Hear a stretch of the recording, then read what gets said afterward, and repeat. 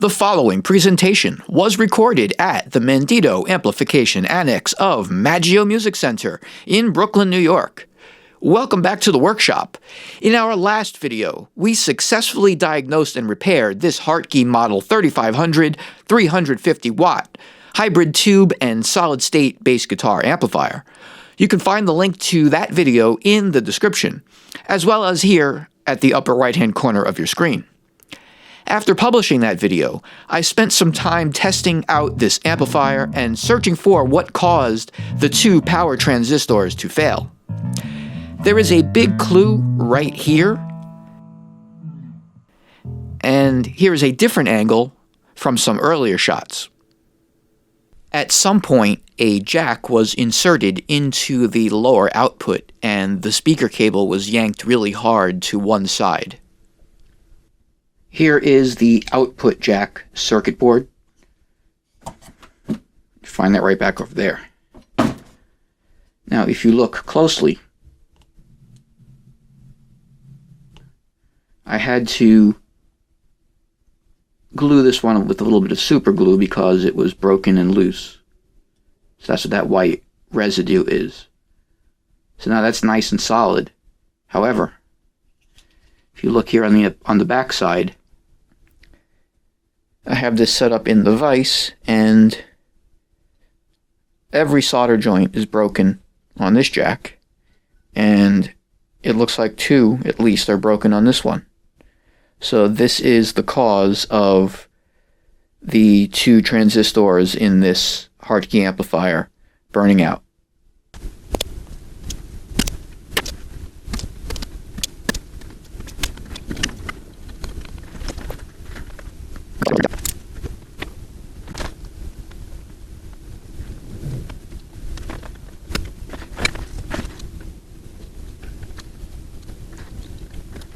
Okay, here is the finished result. I had to give this more than one try, and then I ended up using an excessive amount of flux paste. And then, well, I stuck it in the sink and rinsed it down with 99% isopropyl rubbing alcohol and cleaned it with a brush, and then dried it off with some compressed air, but now it's perfect. And it's nice and strong. So this was definitely our problem. Now the problem is solved.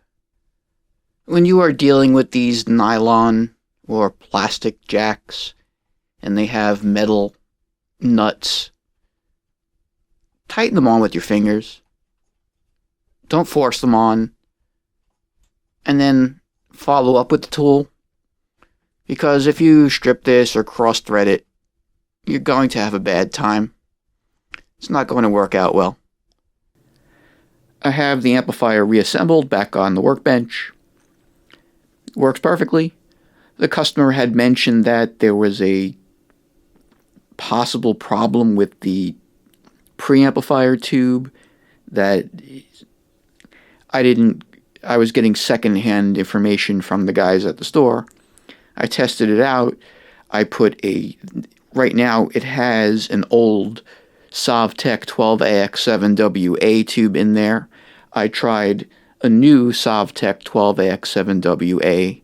It sounded a little bit more powerful, a little bit brighter and crisper, but it's not necessary to change it and sell the customer something that they don't need. So I put the old one back in. I told them at the store that it works fine, and they said leave it alone. So we are going to put the top cover back on and send this one out and call it fixed. Thank you very much for watching.